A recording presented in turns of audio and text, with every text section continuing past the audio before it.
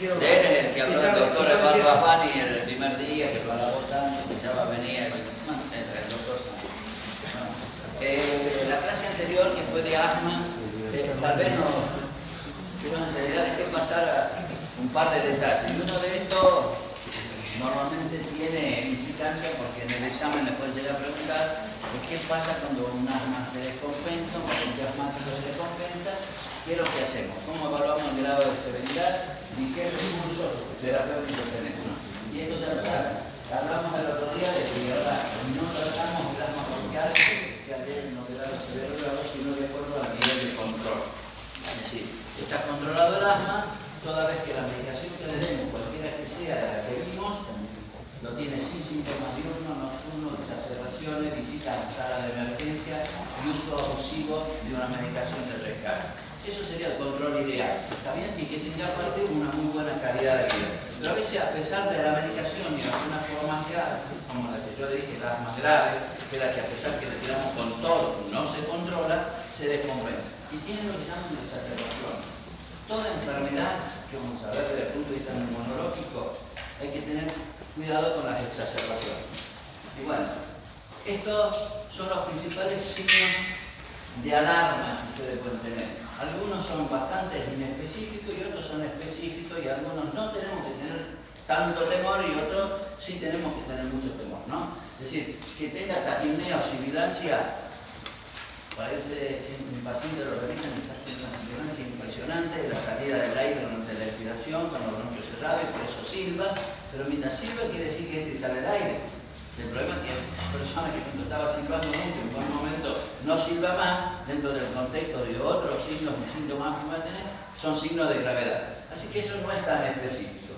Pero sí, de obstrucción marcada, estas son sudoración, que es como descompensación hemodinámica, uso de los músculos accesorios, ya lo vimos el otro día, la dificultad, ¿no es cierto?, para empezar a hablar, que empieza a entrecortar las palabras, y desde el punto de vista de severidad evidente es cuando ya hablamos el otro día un poco, estaba con cianosis, alteración de la conciencia, y aparece lo que se llama respiración paradojal. ¿Se acuerdan? Bueno, empiezo a utilizar músculos accesorios de la respiración, existe alternancia respiratoria, ya el diafragma no es el músculo principal de la respiración, se está fatigando y al fatigarse, se acuerdan que dijimos que cuando inspiraba salía el tórax y salía la panza, pero ¿qué pasa cuando sale el tórax y se hunde la panza? Eso es respiración paradojal. Eso es prácticamente sinónimo de que en una sala de emergencia, intubarlo y ventilarlo. Y eso probablemente es lo que le van a preguntar en el examen. ¿Cuál es un criterio de que un paciente tengamos que internarlo y probablemente meterlo en una sala de terapia intensiva cuando se descompensa de su asma, ¿no? Y por supuesto, el tórax ya no sirva más. Dentro de ese escenario, ya no tiene ni fuerza como para poder largar el aire. Si no puede largar el aire, no sirve. La gente que estaba silbando mucho y pronto deje de silbar, cuidado. ¿Está bien? Entonces, si usted me dice, doctor, nómbreme 3 signos que son importantes para jerarquizar una exacerbación y que justifique que ese paciente tiene que ser internado, bueno, aquel que silba y deja de silbar, aquel que tiene respiración paradojal, que tiene cianosis y empieza a hablar más caro. Trastorno de la conciencia. ¿Bien? Desde el punto de vista de los datos objetivos que uno puede tener, ustedes siempre van a tener esto o un buen saturómetro. Recuerden que dijimos que la presión parcial de oxígeno en sangre arterial, que es un llamado de atención, ¿cuánto era? 60 milímetros. Si no tengo para sacarle sangre arterial y tengo un oxímetro, ¿cuál sería el valor? 90. Perfecto. Entonces, por eso son dos criterios. ¿Sirve la radiografía de tórax? Sí, sirve en el contexto de que yo tengo que saber que no tiene otra cosa que no sea el asma. Probablemente por ahí puede tener un derrame pleural, puede haber pinchado el pulmón y tener una neumotórax y por eso se descompensó y la radiografía me puede dar una pista al respecto. Esto se lo dejo para que ustedes lo vean, pero yo le marqué fundamentalmente, aquí es amarillito, finalmente es amarillito, pero se le dio otro color, cuáles son los principales signos de severidad que ustedes pueden tener en cuenta para decir que este paciente se descompensó, no lo puedo mandar a la casa, este paciente lo voy a tener en una sala de emergencia, o lo voy a internar, o lo voy a poner en asistencia respiratoria mecánica.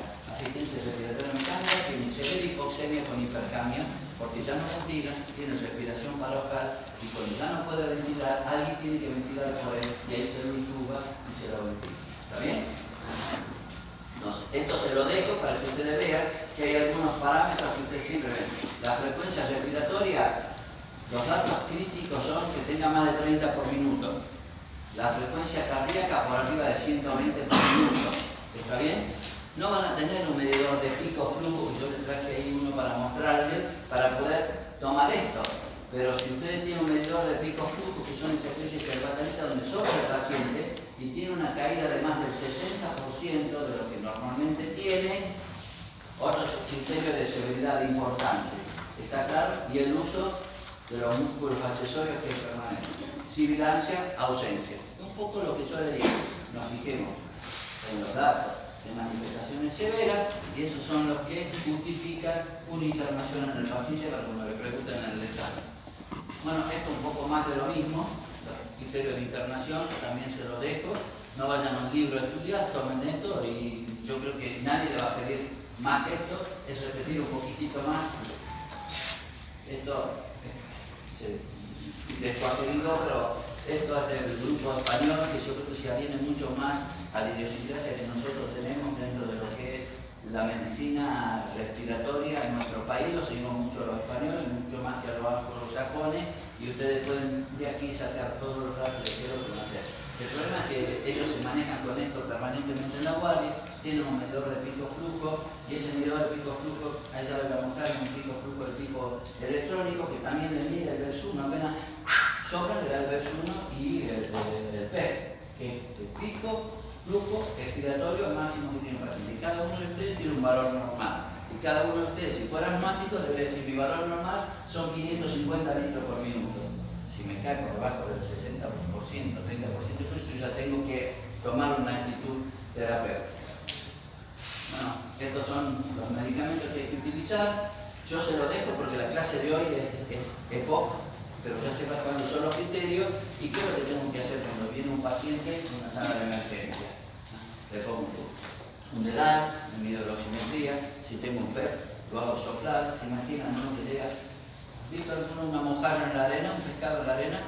Como está boqueando, es imposible que pueda soplar, es decir, que si no puede soplar, habla de la gravedad del paciente. ¿Está claro? Le evalúan todos los signos, síntomas que le acabo de decir, y lo primero que le tienen que poner, si sospecha que está con hipoxemia, que oxígeno. Le ponen oxígeno húmedo y la cantidad de oxígeno, ya lo vamos a ver cuando hablemos de POC, cómo se tiene que cuidar. Se utiliza beta-2 agonista. El beta-2 agonista que se utiliza por excelencia es el salbutamol. Es mucho mejor utilizarlo con un dispositivo presurizado, más una aerocámara, que una nebulización. La mayoría de las nebulizaciones, sean nebulizador ultrasónico o no, la mayor parte del medicamento queda pegado en las paredes del nebulizador, no entra. ¿Está claro? Entonces, es mucho mejor un aerosol con una aerocámara, y si el paciente lo puede hacer, un aerosol directamente. Es decir, estando tan mal, no creo que pueda coordinar el disparo con la inhalación, pero si no, le hacen el número de disparos, que ya le dejo aquí cuántos son, a través de una aerocámara. La aerocámara es un recontra remil barata que ustedes lo van a hacer. 10 a 20 PAF, doctor, sí. Es decir, aquí no es que ustedes están utilizando el salbutamol como medicación de mantenimiento en un paciente asmático, lo cual está prohibido. Si alguien le pregunta en el examen qué tipo de enfermedad es asma inflamatoria, ¿cuál es el mejor medicamento que hay? El antiinflamatorio llamado corticoide inhalado. No pueden perder el paciente asmático sin que tenga corticoide inhalado. Es decir, que solamente el salbutamol lo puede utilizar como medicación de rescate, jamás de mantenimiento. Y hoy en día se está tratando de sacar al salbutamol como medicación de rescate. Ese programa se llama Asma Cero, que quiere decir nunca más, y las últimas guías, como ya demostré, ya sacaron el salbutamol como medicación de rescate. Sí sirve para esto. Doctor, usted me dijo que ya no se usa más el salbutamol. Sí, en la crisis vale. Y vale de esta manera. ¿Está bien?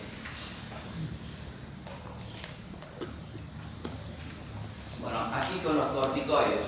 Ustedes van a ver que llegan, le dan una nebulización, ponga la colita, una Alexa, esperan un poquitito y lo mandan. Y lo mandan sin un programa o sin que saque un turno en un consultorio para ir. Entonces la mayoría de nuestros pacientes que no están controlados su asma, el único tratamiento lo reciben en una sala de emergencia, en una guardia. Van, inyectan, ponen una Alexa, después terminan reiniciados por el corticoide y siguen el progreso de su enfermedad. Lamentablemente por eso tenemos formas de asma grave, porque no se tratan, a pesar que existen los medios para controlarlo, como tienen que ser. ¿Bien? Entonces, vía de administración endovenosa, estas son las dosis de la hidrocortisona. Por supuesto que si el paciente es diabético, para ir en ese momento, cuando tiene la crisis, nadie le pregunta si es hipertenso o diabético, ¿no? Le pone todo esto y después cuidemos las otras cosas. Pero si es diabético es mucho mejor, ¿no es cierto?, de la hidrocortisona que un mineralocorticoide, no un glucocorticoide como la dexametasona o la betametasona. ¿Está bien? Esta si la dan por vía oral, que ningún paciente puede salir, ser externado en una sala de emergencia sin estar tomando meprednisona. ¿Está bien? Esto es bueno porque ya es la droga activa, no tiene que ir al hígado y transformarse en eso, como cuando ustedes le dan, por ejemplo, la prednisona, eso es meprednisona. Y las dosis son estas, porque prácticamente es 1 miligramo, de medio y 1 miligramo por kilo de peso, así que está rondando entre 40 y 60 miligramos. Esto se va durante un tiempo, es decir, que no va a estar permanentemente con esto, porque si pasamos de los 60 miligramos ya estamos dando dosis inmunosupresora. Esto es transitoriamente. Bueno, ¿qué es lo que se hace en guardia? ¿Qué es lo que se hace en internación? Yo no creo que venga al caso esto. Y la oxigenoterapia, que tiene que ser siempre oxígeno, una máscara, que ustedes sepan cuánto de oxígeno le estoy dando.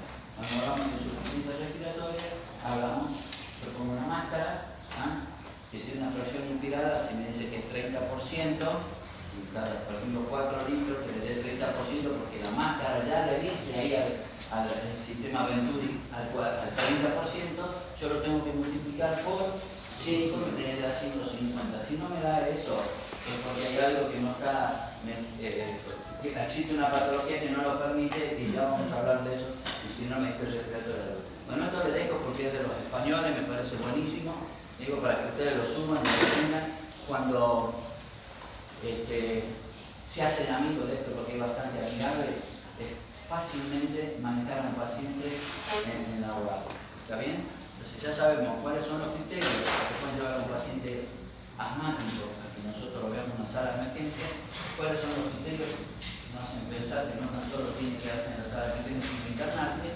y cuáles son los criterios que nos dicen que el paciente tiene que ir a una sala de terapia intensiva y probablemente porque lo tengamos que ventilar, más allá de la descompensación hemodinâmica. Bueno, ahora vamos a hablar de... Después, si quieren, hacemos preguntas con respecto a esto. De poco. El otro día hablamos un poquitito de que estamos dentro del módulo de neumonología, dentro del ciclo de patologías obstructivas, ya aclaramos eso, pero hay una patología obstructiva que depende de una afectación pulmonar, es decir, que incluye el parénquima pulmonar como los bronquios. Por eso es la P. La O es porque sí o sí tiene que tener la obstrucción bronquial, y esta obstrucción bronquial es pica. Y si ustedes no se acuerdan, lo recordemos siempre. ¿Qué quiere decir, estimado alumno, obstrucción pica? Que el verso 1 sobre la capacidad vital forzada, como vimos anteriormente, es menos de 70. ¿Se acuerdan? Yo ya sé que tengo una obstrucción y que esa obstrucción es pica. ¿Está bien? Después con el verso 1 voy a ver cuando le doy el inhalador beta-2 agonista, si revierte o no más de cuánto, el 12% y 200 mililitros. Y eso es más patrimonio del asma. Aquí en el jamás van a ver eso, jamás van a ver una reversibilidad, ¿cierto?, de más del 12% y 200 mililitros. ¿Puede existir? Sí, capaz que es un asmático que sigue teniendo un impronte de asmático, pero un día fumó y tiene ese cociente de menos del 70%, pero tiene respuesta al broncodilatador. Pero eso es patrimonio del asmático. Aquí es una obstrucción fija. Y la C es crónica porque la evolución es crónica. Esto es en el mundo. Fíjense, hay más de 1.1 billones de fumadores en el mundo. Cada 8 segundos muere alguien en el mundo vinculado al cigarrillo. Cada 8 segundos, clase para durar una hora, cuánto se muere en el mundo por alguna enfermedad vinculada al cigarrillo. ¿Ah? La patología se da en individuos de más de 40 años, que es como se define el EPOC, ya no lo vamos a buscar a los 60, 65 años. Empezamos a buscar a los 40 años, y esto es porque hace más o menos 20 años atrás las industrias tabacaleras impusieron, ¿no es cierto?, el consumo de cigarrillo en un grupo etario mucho más bajo. Antes empezaron a los 18, 20, 21, empiezan a tener los 12 y 15 años. Una persona que a los 12 años empieza a fumar, probablemente a los 18 años ya tiene una adicción y no lo puede dejar. ¿Está bien? Y estas son el número de muertes que hay en el mundo. Miren cómo subió hasta el 2015, y yo tengo la última estadística, aumentó un 44.2%. Esta es la prevalencia en la Argentina. Por fin, desde hace 3 años, nosotros sabemos cuántos pacientes con EPOC a punto de partida de un estudio que se llamó EPOCAR. ¿Está bien? 14.5% en la Argentina tienen enfermedad pulmonar obstructiva crónica. Y más o menos coincide con lo que pasa en Latinoamérica. Cuando la definen, cambió totalmente esta definición en el último tiempo. Nosotros hablábamos antes como que EPOC era una enfermedad totalmente desastrosa. Era una obstrucción fija, que no se modificaba para nada con la medicación, que era progresiva, que era con alto índice de mortalidad, que era fatal. Bueno, ahora, gracias a los tratamientos, sabemos que es prevenible. El 90% de los que fuman, los que tienen EPOC, fuman. Si no fuman, probablemente ese buen porcentaje de personas no va a tener EPOC. ¿Está claro? Es decir, el solo hecho de no fumar, no voy a tener enfermedades provocadas por el cigarrillo. 1 más 1 es 2. ¿Está bien? Y es tratable. Antes nosotros no poníamos eso dentro de la regulación. Ahora podemos tratarla. Es una enfermedad también inflamatoria, pero tiene una inflamación muy diferente a la del asma bronquial. Pulsa con una obstrucción bronquial. Podemos medir esa obstrucción bronquial a través de la espirometría. Y tiene síntomas respiratorios que son persistentes en el tiempo. El daño no es tan solo a nivel bronquial, sino cuando hablamos de fisiología respiratoria y fisiopatología, el daño también puede ser en el parénquima pulmonar. Y cuando yo no tengo un parénquima pulmonar que sostenga el bronquio durante la respiración, el bronquio se colapsa. Y eso es sinónimo de función bronquial. Aquí no tengo inflamación de la mucosa bronquial. ¿Está bien? No tengo hipertrofia bronquial, no tengo edema de la mucosa y secreción de la luz solamente, sino que aparte de eso puedo tener destrucción del parénquima pulmonar que me garantiza una función bronquial. ¿La tienen clara esa? Yo de esta parte estoy hablando más rápido porque es como un repaso de lo que hablamos de fisiología y de fisiopatología. ¿Bien? Estas son las causas y esto es lo que no me gusta de la guía del año pasado, de la guía GOL, así como en el asma tenemos la guía GINA. La misma institución que la Organización Mundial de la Salud, el Instituto para las Enfermedades del Corazón, Pulmón y Sangre de los Estados Unidos, tiran guías, ¿está bien? Que son solamente recomendaciones, no son para seguirlas.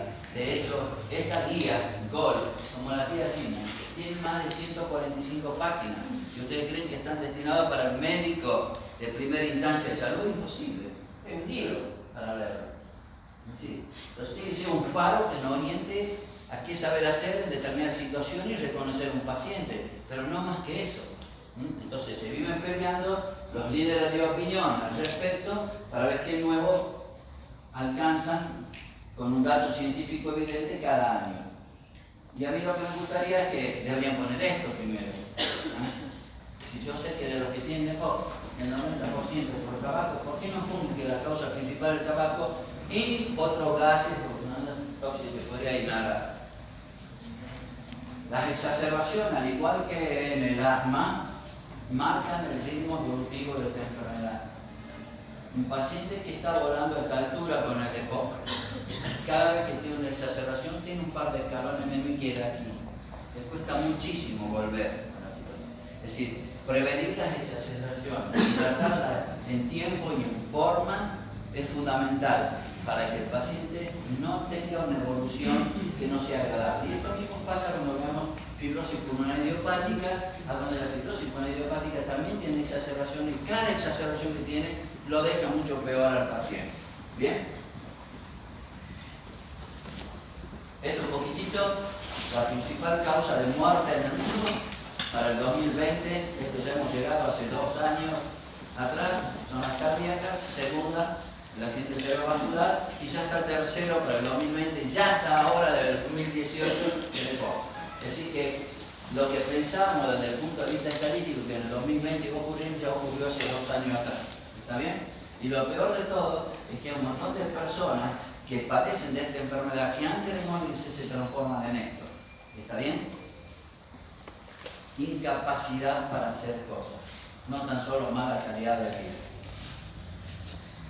Le acabo de decir esto, la industria tabacalera dice, o decía hasta el año 1980, de los que fuman, solamente entre 15 y 20% van a desarrollar EPOC. Bien que lo decís, pero ¿por qué no vemos de los que tienen EPOC cuántos son fumadores? El 90%. Entonces veamos así, la industria tabacalera dirá una cosa, no es tan grave porque solamente 15 de cada 100 pueden desarrollar EPOC. Esto, hasta estos últimos estudios, donde se ha visto que el 50% de los fumadores pueden desarrollar EPOC cuando fuman directamente. Pero hoy en día sabemos que el que convive durante mucho tiempo con un fumador, en una habitación, cuando uno de ustedes fuma y tiene compañeros que no fuman y comparten más o menos 4 horas de estudio, se han fumado 15 cigarrillos. Y el fumador pasivo probablemente sufra mucho más que el fumador activo.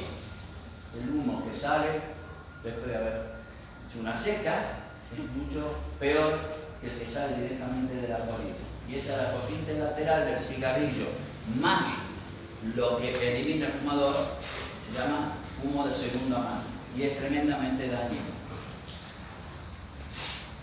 Esto es un poco para que usted vea la gráfica que no tan solo el que fuma, sino el que lo recibe. Fumador activo o pasivo.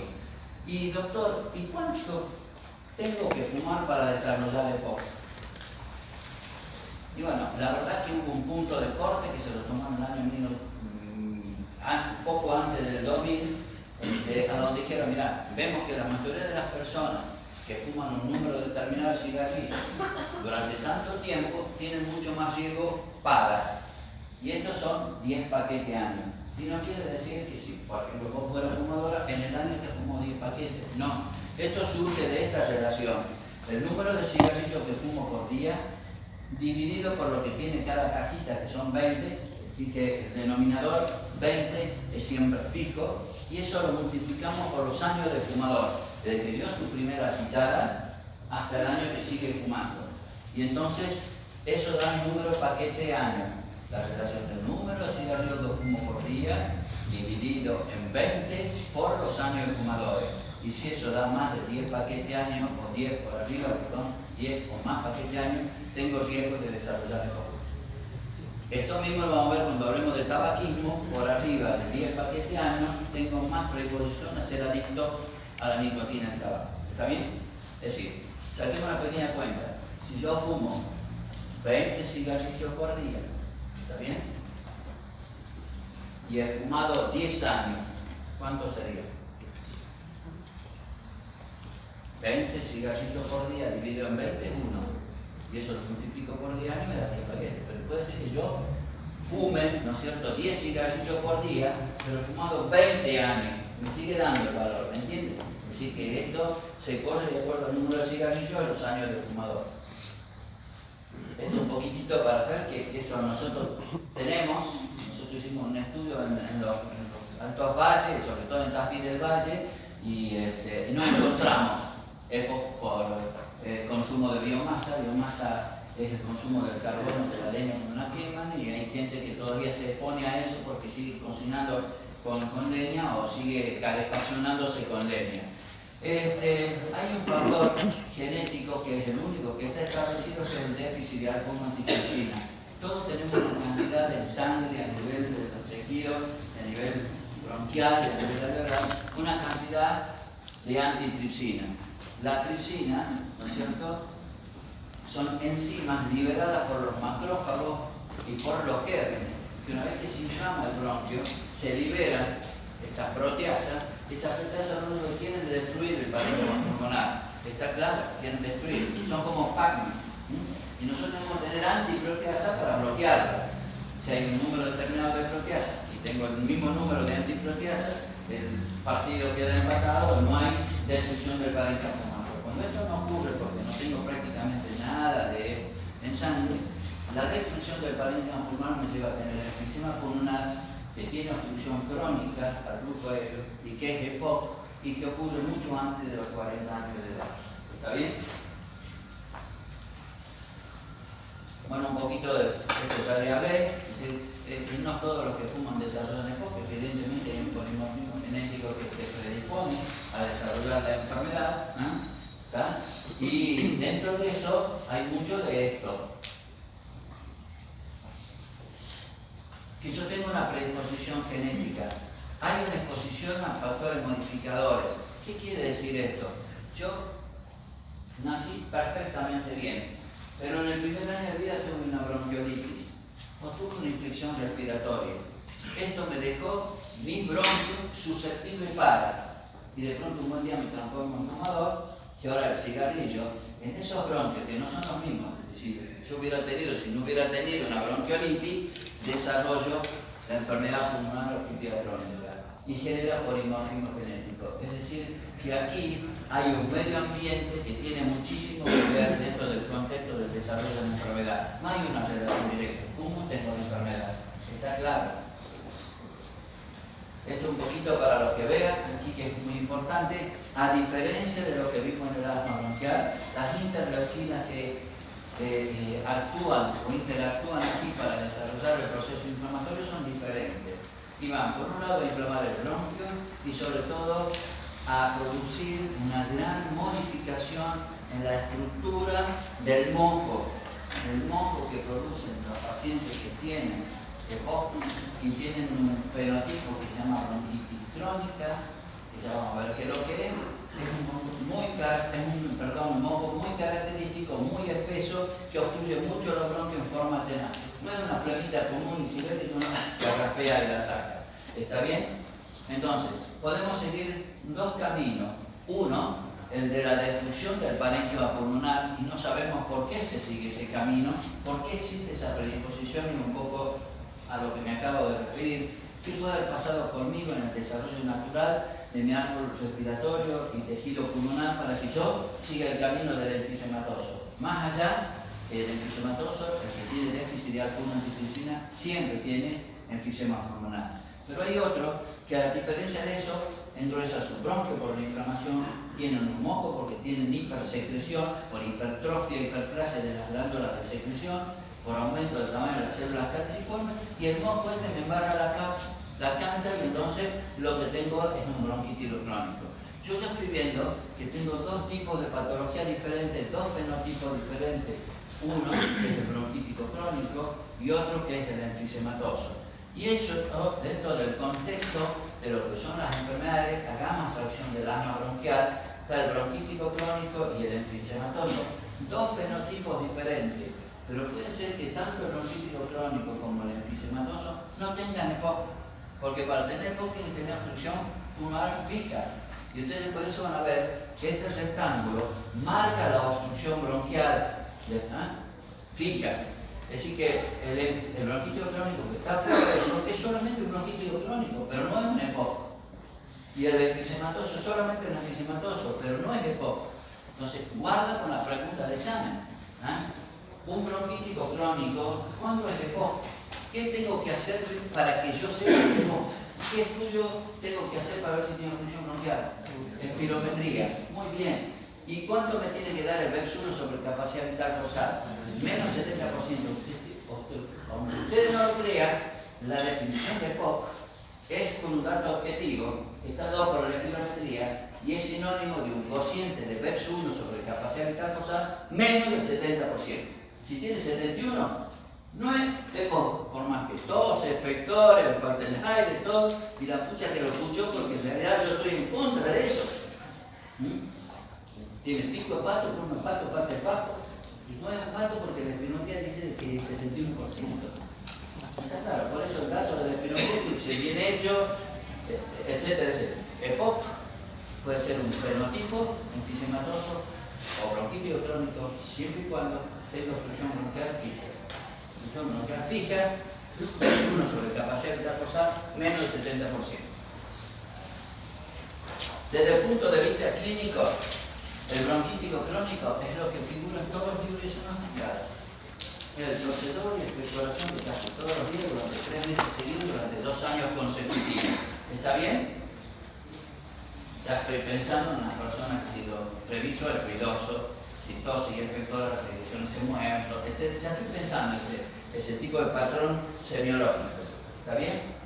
Entonces la definición del bronquítico crónico es clínica. Cuando me pregunten cómo diferenciaría usted los dos fenotipos principales del EPOC, el bronquítico crónico, doctor, el enfisematoso. ¿Cómo define el bronquítico crónico? Desde el punto de vista clínico, porque el que tose y expectora. Y al enfisematoso, ¿cómo lo define?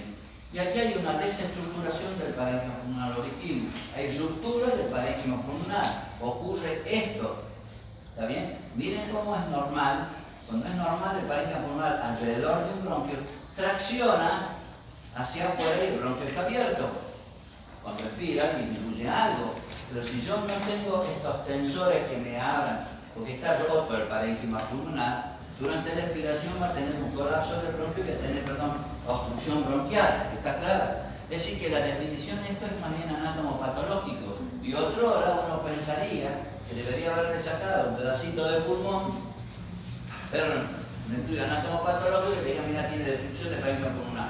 Bueno, hoy en día la definición esa es por un método de diagnóstico por imagen, cuál es la tomografía axial computada con alta resolución. Así que yo puedo decir, con la TACAR, que van a ver el doctor, que es la TACAR, TAC, tomografía axial computada, y AR de alta resolución. Eso me permite ver perfectamente bien el parénquima pulmonar y me permite definir si tiene un enfisema pulmonar. Y me permite decir si es encrocinal, si es panacinal, si es paraceptal o bulloso. Me da todas las características. Es decir, que hoy defino la enfermedad enfisematosa, que forma parte del EPOC, cuando tiene obstrucción bronquial, fija por un método de imagen que es la tomografía axial computada. De cualquier manera, es anatomopatológico.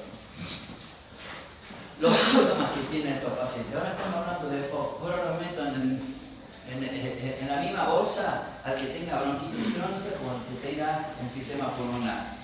Yo tengo que ver, que tiene tos y expectoración mucosa habitual. ¿Cuál de los dos? ¿Enfisematoso o bronquítico crónico? El bronquítico crónico. Casi siempre tos y expectora. Pero los dos tienen disnea que es progresiva. A través del tiempo, la enfermedad va progresando. Aun cuando deje fumar, pero progresa mucho más rápidamente y tiene muchas más exacerbaciones si sigue fumando. ¿Está bien? Y a veces tiene sibilancia, infecciones respiratorias, repetición y pérdida de peso. Esta pérdida de peso es más el patrón típico del enfisematoso. Cuando ustedes ven un enfisematoso, todos se acuerdan por semiología lo que es el tórax enfisematoso, tórax entonel. Y después estas personas, por autolimitación, porque no caminan, los enfisematosos, ¿no? Y porque también hay un consumo de la masa muscular por muerte de la por un efecto sistémico, hay muerte celular muscular. Existe una apoptosis con el efecto sistémico. Yo soy enfisematoso, tengo tórax enfisematoso. Como me falta el aire, no me movilizo. Y yo pienso, bueno, que tenés hipotrofia muscular de los miembros inferiores. Pero aparte de eso, tengo consumo de la musculatura inferior. Y son los típicos enchufecitos. Ahí pasan enchufecitos. Toda la patita finita. Y así lo ven. ¿Está bien? Y es típico de lo que se llama el soplador rosado. Lo van a ver por ahí. Pink puffer. Y es hipercinético, se mueve, cada tanto se apoya así para comprimir el abdomen contra el diafragma, lo lleva el diafragma a una posición más alta y ahí puede respirar mejor. Y cuando lo ves descansando, está hiperventilando. ¿Está claro? El bronquítico crónico es todo lo contrario. Lo van a ver en una cama, era botagarro azul, cianótico, edematizado, que está tosiendo y sacando flema a cada rato, que le cuesta sacar la flema. ¿Está claro? Son dos fenotipos completamente diferentes. Lo primero empieza por aquí. El doctor sube un tramo de escalera y me falta el aire. Y si ya me falta algo subir escalera, pues ya no subiré más escalera, caminaré en llano. Y si en llano ya a los 100 metros me empieza a faltar algo, pues ya no caminaré 100 metros, caminaré menos. Y ya me agacho y levanto, bueno, y así va progresando la disnea. Camina más lentamente y ahí hablamos nosotros de que nos utilizábamos para evaluar la disnea en los pacientes restrictivos, la clasificación de la MMRC, Medical Research Council, pero la M chiquitita es que está modificada. Esto, peor, y estas son las principales características que tienen desde el punto de vista semiológico. La mayoría de ustedes lo saben. Recuerden que ustedes se van a quedar con esto, y en este punto yo les digo, no vayan a un libro, lean esto. Yo lo saqué de 20 libros, no se vayan a 20, vean esto, ya les estoy dando esto. Yo ya sé que el enfisematoso tiene todas estas características semiológicas, ya sé que si está hiperinflado como percuta va a ser hipersonoro, ya sé que la entrada va a tener disminución de la entrada de aire, ya sé que la fase expiratoria va a ser prolongada. Alumno, defíname fase expiratoria prolongada. Y mire, doctor, normalmente una persona inspira en un segundo y expira en 3 segundos, pues en este caso inspirará en un segundo y expirará en 6 segundos. Eso, muy bien, no eso es. Fase expiratoria prolongada. Acá disminuye la ventilación, aumentada la expiración y puede tener sibilancia. En cambio, este es el prototipo del ruidoso, ronco y sibilancia que se modifican con la tos. Tose, y a donde había un ronco ya no lo tiene, se le pegó la flema, y si bien no le escuchó, la tragó, se modificó, se fue para otro lado, entonces cambia la semiología. Es un patrón ruidoso, el otro es silente, ¿está bien? Y tiene todas estas características parecidas, ¿no? Disminución de la expansión torácica, aumento de la sonoridad, porque también hay tratamiento aéreo, tiene disminución del murmullo vesicular, pero todo esto cambia. Esto es ruidoso y el otro no. Y esto es lo que pasa, la mayoría de las veces nosotros vemos a estos pacientes donde no pasaron largos periodos evolutivos de su enfermedad. No tienen ni fuerza para decir 33, como se dice el 33 y no dice 33. Así llegan los pacientes, sobre todo el tipo enfisematoso. Estos son los dos arquetipos. Este es el enfisematoso, soplando los labios entrecerrados. Todo el enfisematoso, mucho tiraje, supraclavicular, suprasternal, intercostal, lo ven. Este no, es más gordito, no está más edematoso, la foto no nos permite ver, pero es más abotagado. Esto se asocia mucho a síndrome, ¿no es cierto?, obstructivo del sueño, avanzado, la enfermedad, tienen episodios de apnea o hipoapnea durante la noche, tienen mucha papada por el edema, son cianóticos, ya vamos a hablar por qué. De estos dos, ¿cuál es el enfisematoso? ¿Este o este? Sí, se vendría a ser Quijote, diga Quijote. Bueno.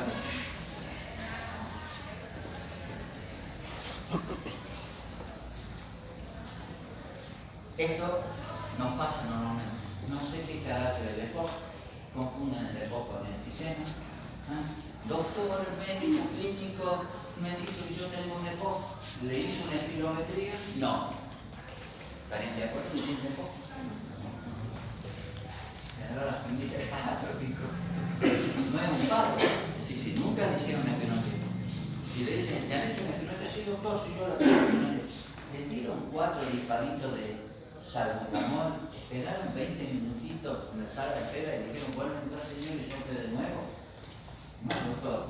Así que dijimos que el PER1 sobre capacidad vital forzada tiene que ser menos 70% post broncodilatador. Así que si hiciera un pre-broncodilatador le da menos del 70%, no es mejor todavía. Tiene que ser post broncodilatador. No caigan en la trampa y discutan a muerte ese tema, porque así se define la enfermedad. La tienen todo claro eso, ¿no? Sí. No obstante, hay muchos subdiagnósticos. Están esperando tener 70 años que recién va a tener EPOC. Y cuando dicen que tiene EPOC, sonamos, doctor. transferiendo aquí de viajar de herencia o la deuda, y aquí dentro de poco que están mirando los rabanitos que se de abajo, dice, uy, Sandro tenía poco, enfisema, bueno, díganle esto. Sandro tenía enfisema pulmonar, pero hay enfisemititita, enfisemota y super enfisemota que es lo que tenía Sandro. Hay diferentes categorías evolutivas dentro de la enfermedad. Está bien, no porque tengan paraguas, todo lo que esté por debajo es lo mismo, y el paraguas diga poco. ¿Bien? Y por eso la mayoría de veces hay un tratamiento, porque pensamos que no hay tratamiento para esta enfermedad. ¿Ah? Y lo peor de todo es que por ahí le damos cualquier cosa, hay sobre tratamiento. Ya le damos cualquier cosa. Ya los aerosoles no son cucos, ¿ah? La mayoría de la gente dice todos los aerosoles tienen corticoides, mentira, ustedes tienen broncodilatadores, no tienen corticoides. Y como el cuco del corticoide, ya generalizan eso. Y lo más importante de todo es que para definir esta enfermedad, recuerden cuando hablamos de insuficiencia respiratoria, desde el punto de vista fisiopatológico, quiero que ustedes sepan que no es lo mismo el enfisematoso que el bronquítico crónico. El aspecto es diferente, ¿está bien? La semiología es diferente, el pronóstico es diferente, y desde el punto de vista gasométrico son muy diferentes. El enfisematoso hiperventila. Ustedes dicen, bueno, pero usted no habló del patrón, el doctor, trastorno de la ventilación-perfusión. Si está destruido el parénquima pulmonar, el enfisematoso, ¿cómo sería la perfusión? Y también está destruida. Porque si yo no tengo parénquima pulmonar, no tengo el alveolo como unidad ventilatoria, tampoco tengo el vaso, porque se destruyó. Es decir, que la relación ventilación-perfusión en cierta forma se conserva. Pero en el bronquítico crónico yo tengo edema de la mucosa bronquial, tengo broncoespasmo por hiperreacción bronquial, tengo secreción, tapones de bronquio en la luz bronquial, tengo una obstrucción bronquial. ¿Está bien? Es decir, que la ventilación está disminuida, la perfusión está normal. Entonces, como eso me genera hipoxemia, ¿se acuerdan que lo vimos? Me genera hipoxemia, y el quimioreceptor periférico constata esa hipoxemia y le manda un estímulo al centro respiratorio.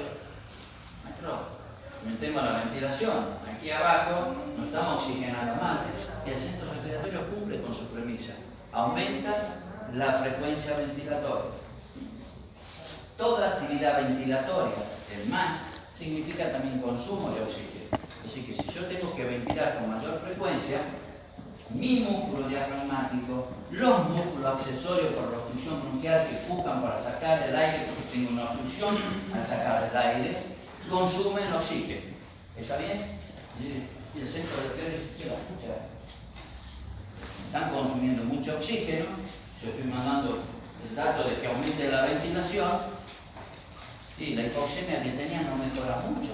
Es más, estoy empeorando.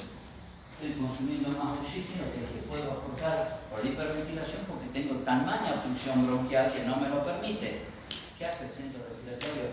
Se vuelve insensible al estímulo del quimioreceptor periférico en el mandato de aumentar la ventilación y empieza a hipoventilar. Y al hipoventilar, ahora ya no mete el oxígeno y da el dióxido de carbono. Por lo tanto, ahora tengo hipoxemia con hipercapnia. Yo le digo en la pregunta de examen, le van a decir cuáles son los patrones desde el punto de vista, ¿no es cierto?, del trastorno de la ventilación, la relación ventilación-perfusión, que dan hipoxemia con hipercapnia. Entonces, dos, los trastornos de la ventilación dicen todo lo que hay del cerebro para aquí, que no puede ventilar, y una forma especial de trastorno de la relación ventilación-perfusión, ¿cuál es la que tiene el bronquítico crónico obstructivo? Y le hacen el verso. Por eso es aguantagado azul. Por eso es cianótico, por eso es porque hipoventila. No le conviene hiperventilar por la cantidad de secreción que tiene. Es el que se llama, desde el punto de vista gasométrico, 50-50, 50 y 50. Tengo presión parcial de oxígeno, 50 milímetros de mercurio. Y tengo presión parcial de dióxido de carbono, 50 milímetros de mercurio. ¿Está bien? Y cuando se compensa y llega una guardia, claramente el que lo ve cianótico, como el azulcito tirando a una morcillita, lo primero que hace es poner un oxígeno. Y le pone oxígeno, no importa la máscara. Vamos, oxígeno al 100%. Vamos, hay que ponerlo rosadito. Y rosadito se mueve. ¿Por qué? Porque cuando le ponen oxígeno aumenta la cantidad de presión parcial de oxígeno y el centro respiratorio que no le daba bolilla para la disminución, cuando ve que esto aumenta, frena todo tipo de actividad, paro respiratorio. Hipoventilación severa, paro respiratorio. Entonces, otra pregunta de examen, la oxigenoterapia, ¿en qué tipo de paciente tengo que tener cuidado? Mucho cuidado en el bronquítico crónico obstructivo, doctor. ¿Por qué? Por esto. Entonces tengo que ir, si 21% aire ambiental, le pondré una máscara de 24, y lo que pasa, pondré una de 28% y veré qué pasa. Pero si yo veo que empieza a deprimirse y esto, no me conviene darle ese oxígeno. ¿Bien? Entonces, vamos aquí. Hay que contemplar la posibilidad de diagnóstico de EPOC. ¿En qué tipo de paciente? En aquellos que tengan 40 o más años. Por eso el eslogan que hicieron unos colegas míos de Buenos Aires. Si usted tiene 40 o más años, si fuma o ha fumado, hágase una espirometría, porque puede tener un EPOC. Y la gente, todo el mundo, todos tenían más de 40 años, 40 y todos iban a hacer una espirometría. Era increíble, pero está bueno, porque la espirometría define el EPOC. ¿Está claro? Entonces, ¿y qué van a ver? Si usted viene con esto, usted puede tener exposición a esto y puede tener estos síntomas, yo ya le dije, los tres capitales, la disnea, que es para los dos, y la estrella de expectoración, que es más para el bronquítico crónico. ¿Qué le hago a este paciente? Muy bien, muy bien. Hacemos una espirometría. Recuerdan un poquito de la espirometría, recuerdan esto. Y acuérdense de esto, chicos, post-broncodilatador, no pre-broncodilatador. Post-broncodilatador, menos 70. Limitación crónica del flujo aéreo. Me doy cuenta por el cociente. Ahora después, si esa obstrucción es leve, moderada o severa, me fijo en el verso 1. ¿Está bien? Y vean que el cociente es menos 70. Post-broncodilatador. ¿Tiene POC? Sí. ¿Está bien? Bueno, esto lo saqué de una clase mía, pero le cuento. Vamos a ver algunas características. La presencia y severidad de la alteración espirométrica. Un poco repasando lo que vimos. ¿Esto ustedes creen que puede tener un EPOC? Este es el pre y este es el post broncodilatador. Porque seguro que tiene más de cuánto por ciento, 12%, y 220. Más para el preguntaría si no tiene un pasado asmático. Esto se lo dejo a ustedes. Esto está tratando de cambiar. Antes lo dirían leve, moderada, severa, muy severa. Ya cuánto era el valor del verso 1. Es decir, que el EPOC era leve. Si yo tenía el verso 1 sobre capacidad vital menos 70%, más un verso 1 por arriba de 80%. Así que normal. El moderado tiene entre 50 y 80. ¿Ves? Severo entre 20 y 50 y menos de 30 es muy severo. De hecho, cuando nosotros incorporamos los estudios de investigación, siempre nos fijamos en esto. Son los 4 grados de severidad, siempre bajo un cociente de menos del 70%. La naturaleza de la magnitud de los síntomas. Y esto le dijimos, nos vamos a fijar en dos cuestionarios, el MMRC y el CAP. El CAP yo diría que es algo que es tremendamente subjetivo. Yo para la próxima clase le voy a traer una cartilla que tenga todos los cuestionarios para que ustedes hagan una copia y se lo ustedes lo pueden tener en cualquier guardia, pero esto es para manejo a nivel de consultorio. ¿Recuerdan esto? Camina más lento una persona a mi edad y debe de tenerse que ver a propio nivel, que decir allá, ¿no? Una pendiente. Este es el punto de inflexión para decir de aquí para arriba yo tengo que actuar desde el punto de vista terapéutico. De aquí para abajo no tanto. Es decir, que hoy por hoy sabemos que un patrón de manifestación clínica, cuál es la disnea, yo lo censo a través del MMRC, y que si está por arriba de 2 o 2, ahí tengo que generar un gesto terapéutico.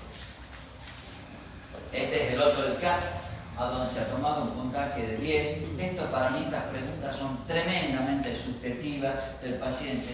Usted lo tiene que dejar al paciente con esta cartilla, con el cuestionario, lo siente solo, por cualquier cosa que le diga, ¿Cómo andas, querida? ¿Se te ve bien? Ya contestó diferente la cartita, ¿me entiendes? Entonces, uno lo primero que hace con los estudios de investigación, tomen estos papelitos, si tienen alguna duda me llaman y lo dejan en el consultorio.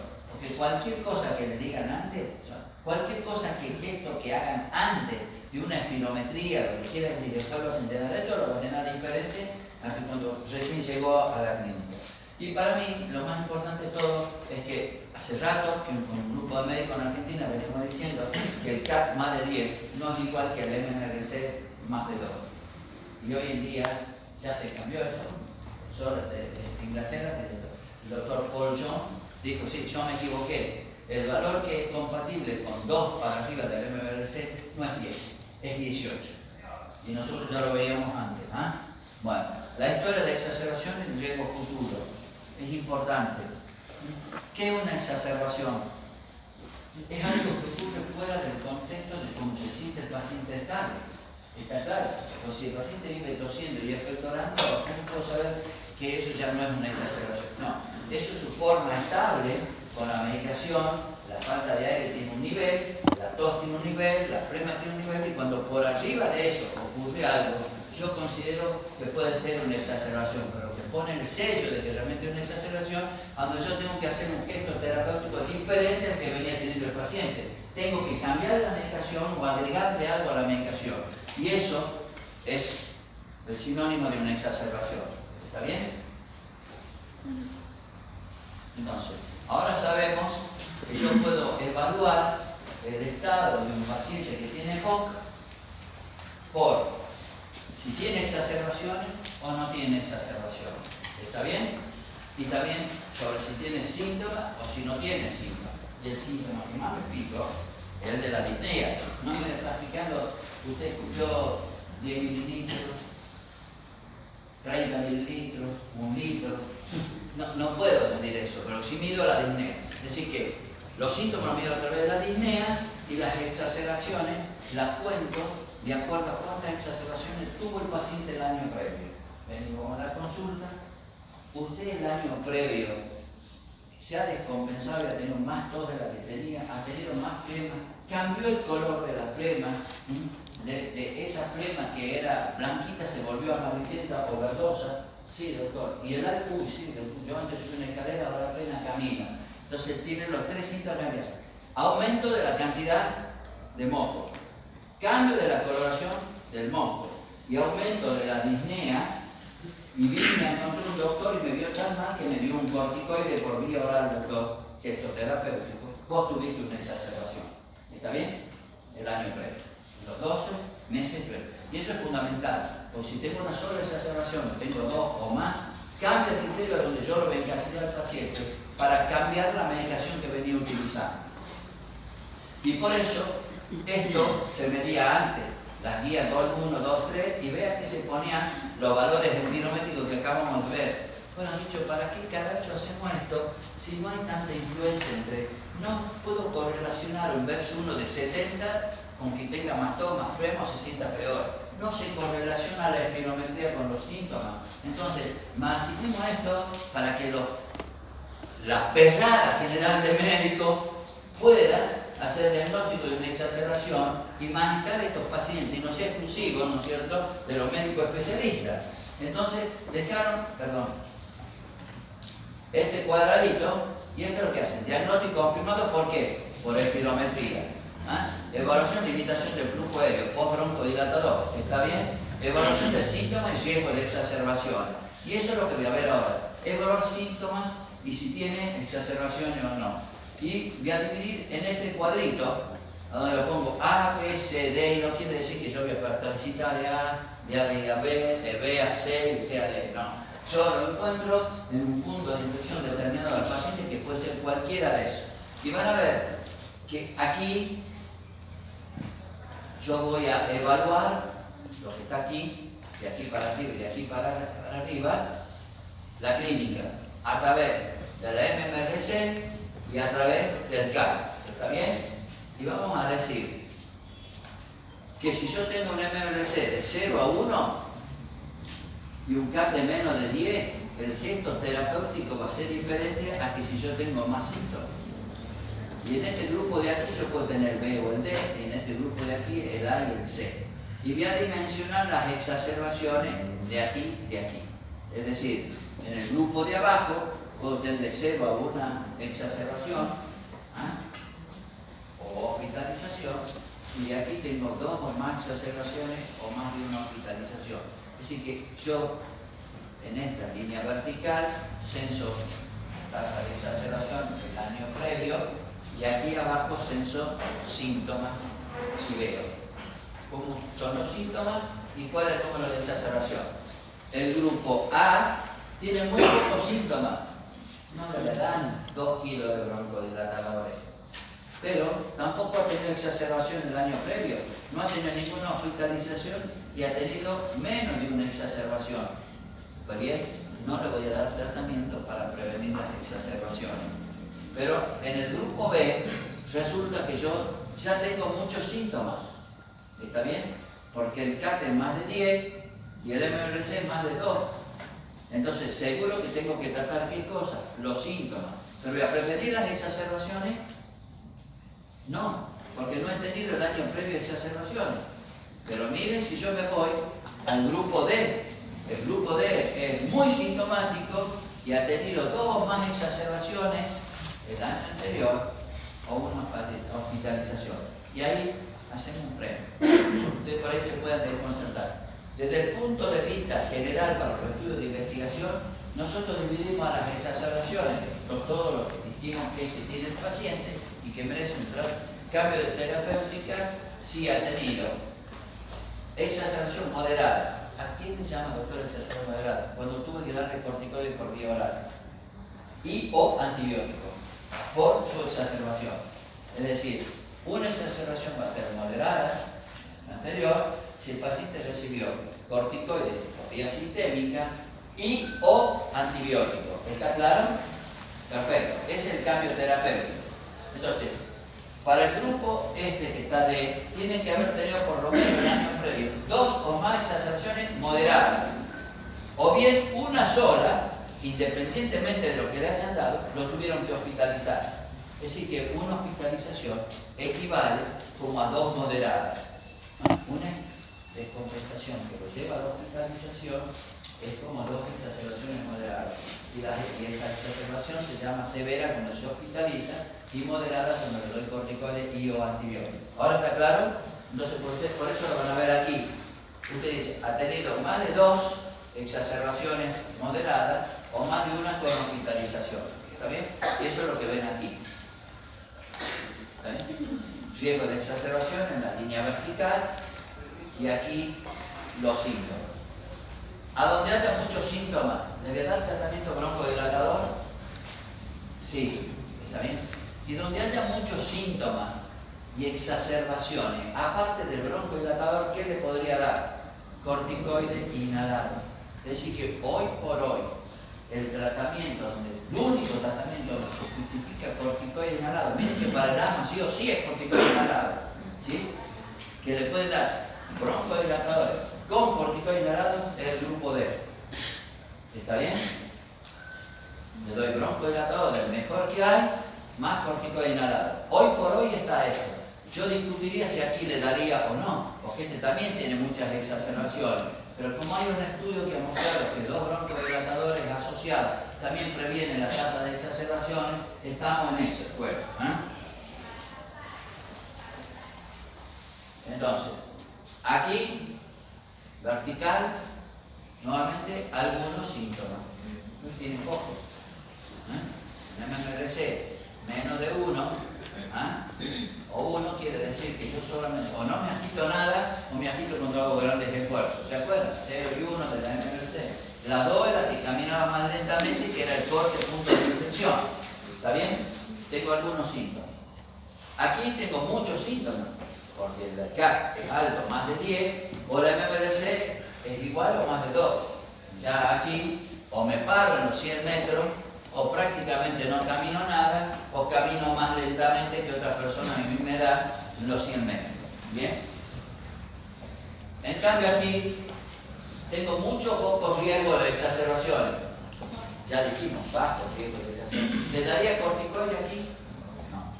Y aquí tengo altos riesgos de exacerbación, que significa que he tenido el año previo más de dos o más exacerbaciones moderadas. Mi estimado alumno, ¿qué significa una exacerbación moderada? Aquel paciente que por su descompensación de EPOC ha recibido corticoide tipo sistémico, pues oral o inyectable, y o antibiótico. ¿Está bien? Perfecto. ¿Y qué significa una exacerbación? En EPOC, aumentado la tos, aumentado la cantidad de flema, el volumen de flema, he cambiado el color del flema y me he sentido con mayor disnea. ¿Está bien? Estos son los objetivos de tratamiento. Por supuesto, disminuir la morbimortalidad sería el primero, por eso está aquí, ¿no? Reducir los riesgos futuros y fundamentalmente hoy en día toda la terapia apunta más que a controlar los síntomas, cosa que sí podemos hacer, a evitar que tenga exacerbación. Los pacientes que tienen exacerbación, escalón menos, mayor posibilidad de que se mueran. Está claro, se mueren en la exacerbación o después de la exacerbación. Un paciente que ha tenido una exacerbación el año previo aumenta más del 60% las chances de morirse en los próximos 3 años. ¿Qué es lo que hay que evitar? La exacerbación. ¿Cómo evitamos la exacerbación, doctor? Bueno, no dejen ninguna de estas personas que cada año tengan la vacuna antigripal puesta. Y vamos a pelear con doña Rosa que la vacuna antigripal, yo me puse la vacuna antigripal y me agarró la gripe. No saben lo que es la gripe. La gripe son 40 grados de fiebre, 7 días, ¿entendés? Que no te podés mover, que te duele todo, de la punta del dedo gordo a la punta de la uña, y después 7 días más de convalecencia donde no podías trabajar. Eso es la gripe. No el resfrío común por rinovirus de los virus, que es congestión de nariz, un poquitito de fiebre, cuadro autolimitado, a las 72 horas ya ando por ahí. Me tomé un antifebre, un antigripal. No hay ningún antigripal. Se toma un descongestivo con ibuprofeno, con paracetamol, con dipirona, pero eso no es un antigripal. No va contra la gripe, está claro. Entonces, sí o sí la vacuna antigripal y sí o sí la vacuna antineumocócica. Estos pacientes hoy hay evidencia A que tienen que ponerse la vacuna contra la neumonía. Doctor, yo he sentido por ahí que hay una que dice número 23 y otra que dice 13. La Pneumo 23, que es una vacuna para la neumonía, cada 5 años tienen que colocársela. Pues no cumple, ¿no es cierto?, con todo, ¿no es cierto?, no cubre. Todos ustedes recuerdan lo que es el neumococo y todos los serotipos que tiene, más de 80 serotipos, así que no cubre todo. Pero la otra, que se llama Prevenar 13, el menor número, se la pone y es de por vida, porque es una vacuna conjugada. Es como que se va retroalimentando a través del tiempo. ¿Está bien? Entonces, si hay que ponerle, le ponen la Prevenar 13, vacuna antineumocócica. Estos son los broncodilatadores de acción prolongada, ya saben, hay unos que duran 12 horas, hay otros que duran 24 horas, y los broncodilatadores de acción corta, que son beta-2 agonista, duran 6 horas. Son pan para hoy y hambre para mañana. ¿Está bien? Se lo puede utilizar como rescate, como en el agua. Bueno, esto no lo vamos a poner, pero eso ya un poquito lo tienen, yo se lo di más ordenadito el otro día para que lo saquen, porque en realidad se tienen que conjugar con todo esto, pero hay asociaciones. Hay broncodilatadores de acción prolongada que son muy buenos. Hay broncodilatadores que se utilizan una sola vez por día, es decir, que ya no le queda al paciente de la doctora, que yo no quiero de tantos remedios, tengo uno a la mañana, ahora quiero tener uno solo por día. Si no lo hace ese, no se hace nada. Así que yo tengo una manera de comprobar si usted cumple con esto o no. Y van a ver que hay triple asociaciones, a donde tiene un broncodilatador beta-2 agonista de acción prolongada, más un broncodilatador anticolinérgico de acción prolongada, y más un corticoide inhalado. Doctor, ¿existe todo eso en un solo aparato? Sí, se llama Trelegy. Y en un aparatito que se llama Edicta, que yo se lo voy a mostrar ahora cómo es espectacular. ¿Para qué grupo de EPOC te daría? A, B, C o D. Los dos broncodilatadores que tienen muchos síntomas y un corticoide inhalado que está autorizado en aquellos que tienen más de 2 exacerbaciones o una hospitalización. D. Y discutamos el C. ¿Está bien? D y discutamos. Entonces, el tratamiento para la exacerbación. A, B, C. Ya con las pavas es impresionante, ¿ya? Bueno, entonces, antibióticos. De hecho, yo sé si tengo una exageración porque tomo antibióticos. Broncodilatadores, seguro. Si me corta más el aire, como se llama, tenemos broncodilatador mejor que el que tiene y corticoide. Entonces, recordemos que los pacientes, estos pueden tener neumonía y que van a escuchar por ahí, guarda con los corticoides inhalados. Todo lo que dice doña Rosa puede producir neumonía en el paciente con EPOC. ¿Es verdad? Sí, porque un solo estudio que se llama Antorcha del año 2001 lo demostró. Es verdad, hay más repercusión con los corticoides, utilizo corticoides inhalados. ¿Puede tener neumonía? Sí, ese estudio lo hicieron en el 2001. Bueno, a ver, ¿qué auto es más seguro? Un Citroën 13B de la década del 60 o una Ferrari último modelo. ¿Cuál será más seguro? Bueno, no dejemos de joder, no comparemos lo que en el 2001 ocurría de lo que ocurre ahora. Ahora han cambiado las cosas, la biodisponibilidad y la seguridad de los corticoides inhalados cambió. Pero antes de decir que un corticoide puede producir neumonía y echarle la culpa al corticoide inhalado de la neumonía de ese paciente, pensemos que si sigue fumando, multiplica por 4 la posibilidad de tener neumonía. Que si tiene una historia de neumonía previa, seguro que va a poder tener otra neumonía. Por eso es importante poner la vacuna contra la neumonía. Que si tiene un índice de masa corporal de menos de 25, multiplica por 3 las chances de la neumonía. Y que si tiene un BEPS1 de menos del 50%, multiplica por 2 la posibilidad de tener neumonía. Y por último, si toma altas dosis de corticoides inhalados. Entonces no le echemos la culpa a esto, cuando todo esto puede ser causa de neumonía. Y eso lo vemos en los estudios de investigación. Nosotros, junto con la doctora Ana María Stock, tenemos un centro de investigación médica. Los protocolos que más tenemos son de EPOC. Nunca hemos tenido un paciente que haya recibido cualquier tipo de corticoide inhalado y que haya tenido neumonía por el corticoide inhalado. Bueno, esto es un poco los medicamentos que yo les dejo que ustedes van a utilizar. Yo no creo que en un examen digan, a ver qué lava le van a dar. Si quien le está preguntando tampoco sabe qué lava le va a dar. No importa si tiene el profesor aquí, pero lo digo. Entonces, lo importante que ustedes sepan es que en este grupo yo tengo autorizado darle corticoide inhalado. Y como tiene muchos síntomas, no le voy a dar un solo broncodilatador. No tengo que ser tan hijito de mí, le tengo que dar 2 broncodilatadores. Los 2 mejores broncodilatadores para solucionar el problema del síntoma, que es lo que más le importa al paciente. Y para prevenir la exacerbación le tengo que dar el corticoide inhalado. Sí, hoy por hoy el único permitido es este, y discutamos de otros, porque ustedes ven que en segunda instancia ponen corticoide inhalado. Porque para la guía GOL, aparte de hacer difícil las cosas, te da 2 opciones. Esta es de primera instancia y esta es de segunda instancia, como si vos apenas te acordás de una. Y aquí está todo lo mismo que yo le he puesto, cuáles son. Y van a ver que en el único donde figura un LAMA, un corticoide inhalado de país. Siempre los tratamientos son personalizados. La medicina apunta a eso. No todos los pacientes son iguales. No a todos los podemos tratar por igual. Todos tienen un comportamiento diferente, todos tienen una respuesta diferente a los mismos tratamientos. Y la farmacogenética nos va a permitir esto. Hoy en día le sacamos muestras de saliva, de sangre, para hacer estudios genéticos, para que el día de mañana hagan las 2 pacientitas y digo, ¿somos parecidos? ¿Son hermanas mellizas? Sí. Pues bien, te duele la cabeza, te doy una aspirina y te doy una aspirina.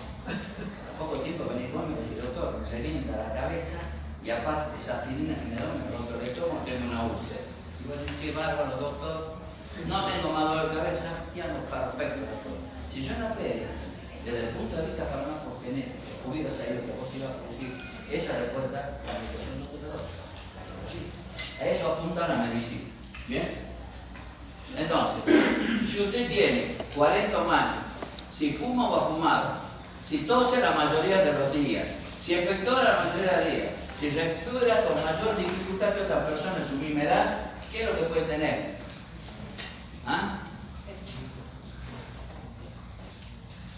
Y la respuesta es sí. ¿Qué hacemos? Una espirometría.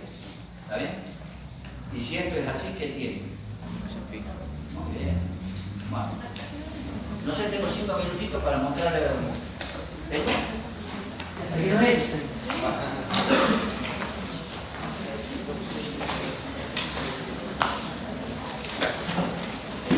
medidor de pico flujo, chicos. No se los paso porque sé que no, la última vez que hice eso no volvió más. ¿Lo han visto alguna vez? ¿Ah?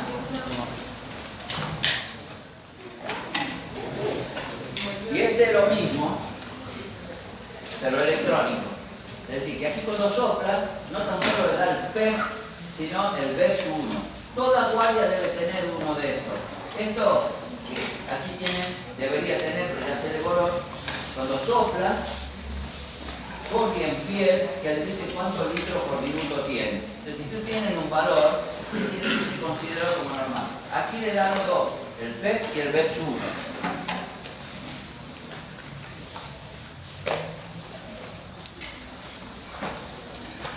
Porque veo que ya está toda la pelada por entrar allá, por eso no lo veo. Esto es una aerocámara. Ponen el broncodilatador aquí, disparan y nada al otro lado. Esta aerocámara permite a que uno, por lo menos, pierda la posibilidad de la falta de coordinación de disparo con la inhalación. Disparo y uno lo que hace es inhalar.